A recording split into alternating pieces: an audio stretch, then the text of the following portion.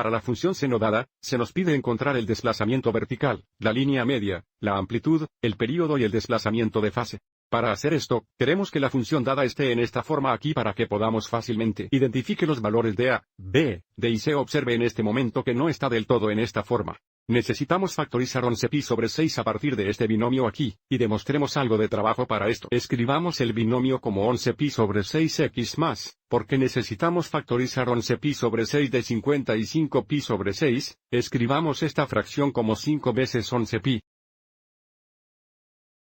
más de 6, y ahora podemos ver el factor de 11pi sobre 6 en ambos términos. Si factorizamos 11pi sobre 6, nos quedamos con x más 5. Entonces, escribamos la función dada como y igual. Observe que aquí tenemos la constante a la izquierda. En forma está a la derecha. Así que escribamos la función como 2 seno negativo de la cantidad 11pi sobre 6. Como queremos que esto tenga la forma de x menos d, escribamos x más 5 como x menos 5 negativos, que es equivalente, y luego tenemos más 8 a la derecha. En esta forma, observe cómo A es igual a 2 negativos, B es igual a 11pi sobre 6, D es igual a 5 negativos. De nuevo, porque tiene que tener la forma de x menos d, y C es igual a 8 positivo. Ahora busquemos el desplazamiento vertical y la línea media. Se indica el desplazamiento vertical por el valor de C como C es positivo 8. El desplazamiento vertical es hasta C unidades, o hasta 8 unidades. Para la función seno básica, la línea media es y igual a 0 o el eje x debido a que el desplazamiento vertical es de 8 unidades, la línea media ahora será igual a 8.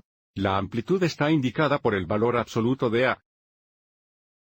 Debido a que A es igual a 2 negativos, y el valor absoluto de 2 negativos es 2 positivos, la amplitud es 2 positivos, pero como A es negativo, el gráfico se reflejará en la línea media. El período es igual a 2pi dividido por b donde b es 11pi sobre 6. Entonces el período es 2pi dividido por 11pi sobre 6. Que es igual a 2pi sobre una vez el recíproco de 11pi sobre 6, que es 6 sobre 11pi. Simplificando antes de multiplicar. Hay un pi y pi aquí y aquí. Multiplicando y tenemos 12/11. Entonces el período es el 12/11. Y finalmente se nos pide encontrar el cambio de fase o el cambio horizontal, que se indica con el valor de D. Observe que en esta forma D es igual a 5 negativos. Entonces, porque D es igual a 5 negativos o porque D es menor que 0, la función se traduce dejando el valor absoluto de D unidades, o en este caso deja 5 unidades.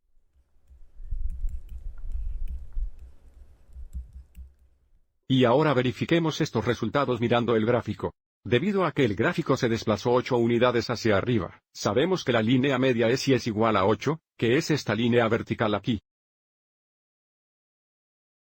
Normalmente al graficar la función seno básica, comenzamos en 0 y graficamos a 2pi radianes porque el período es 2pi radianes, pero debido a que tenemos un desplazamiento de fase de 5 unidades a la izquierda, graficaremos un período de la función dada que comienza en x es igual a 5 negativos, que es esta línea vertical aquí.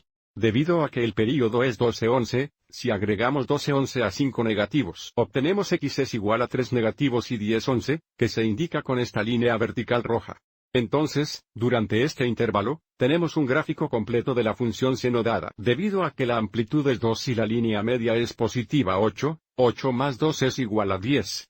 Por lo tanto, el valor máximo de la función es 10, y 8 menos 2 es igual a 6 positivo. El valor mínimo de la función es positivo 6. Para graficar la función seno básica durante un período, dividimos el período en 4 subintervalos iguales, y el patrón para graficar la función seno básica es línea media, máxima, línea media, mínima y línea media. Sin embargo, en nuestro caso, debido a que A es negativo, también tenemos una reflexión en la línea media. Entonces, si dividiéramos este período en 4 partes o partes iguales, como tenemos un reflejo en la línea media, el patrón es línea media, mínimo, línea media, máximo, línea media.